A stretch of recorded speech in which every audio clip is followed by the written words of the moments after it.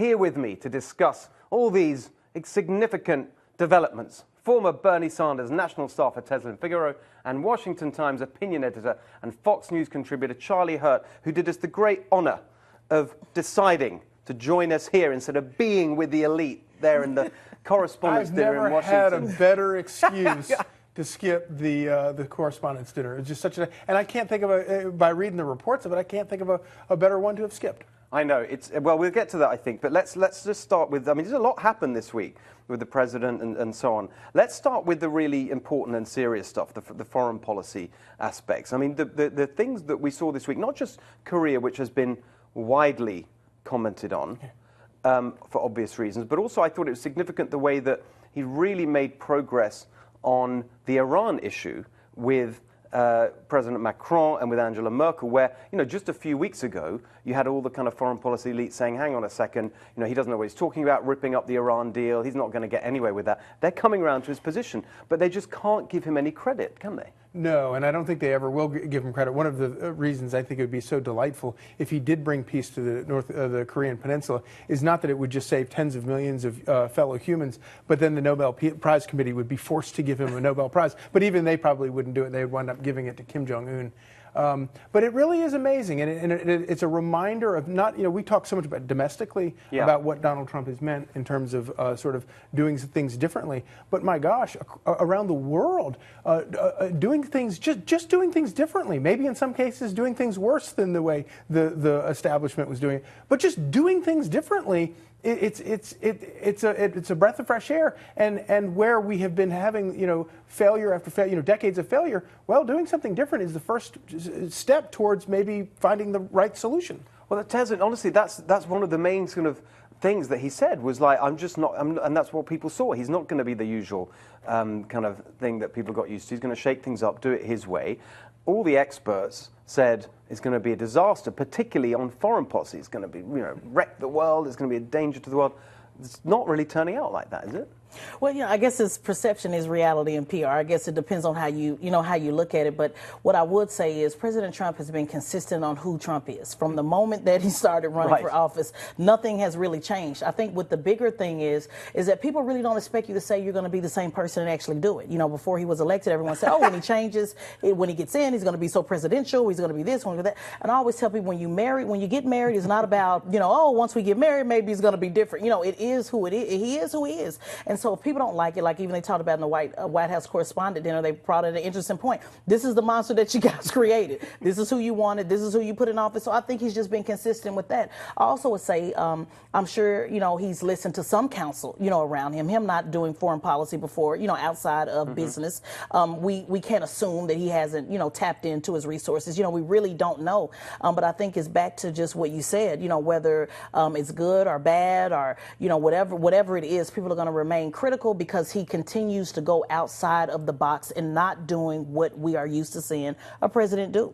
And what do you make of the Kanye West thing? I mean, again, widely discussed this week. What was interesting to me was when you saw the backlash from the left about Kanye. Suddenly, he wasn't really black anymore. He was rich. And so it's okay, we can hate him because he's rich, and that's why he's with Trump. It's really interesting to me the way the response from the left came into that Kanye thing. Well, there's two perspectives. One, I'm a poet, and I'm a hip-hop head. So when I speak, I'm certainly not speaking for all poets, all hip-hop, and all African-Americans, but I thought you raised an interesting point about being rich. But let me break down to you what hip-hop's problem was. Right. First, hip-hop has a problem with anybody being rich. In fact, I tell rappers all the time, most of you are more Republican than you think. You either are talking about getting rich or you're already rich. So hip-hop has no problem, you know, with being rich.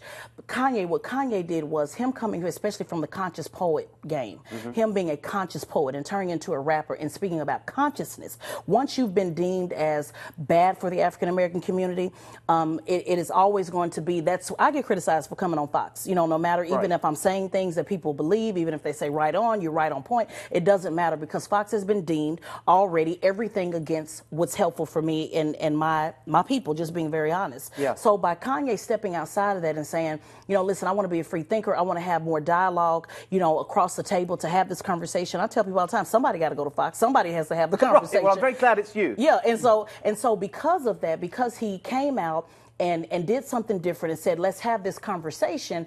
It is particularly with hip hop and with African Americans, he's being criticized because he's supposed to be the epitome of consciousness. Hip hop started with talking about the struggle, talking about it's like a jungle sometimes, maybe wonder how I keep from going under. So for him to come and actually talk about capitalism, talking about free capital, talking about Second Amendment, all of the things that hip hop preaches on a daily basis, Steve, my issue with Kanye is how he really rolled it out. If he wants to support Trump or support Trump administration policies that do work, which is business owners like I'm one, which is free capital, which is free trade, all of those things, rolling it out that way opposed to I'm just wearing a hat and I'm trying to that's a really good make point. it more of a gimmick is the problem, which why it won't be received, because he's not focusing on issue, he's talking about emotion. That's such a great point, and I always think that's right. We've got to come back to the agenda that he ran on and whether or not he's doing it.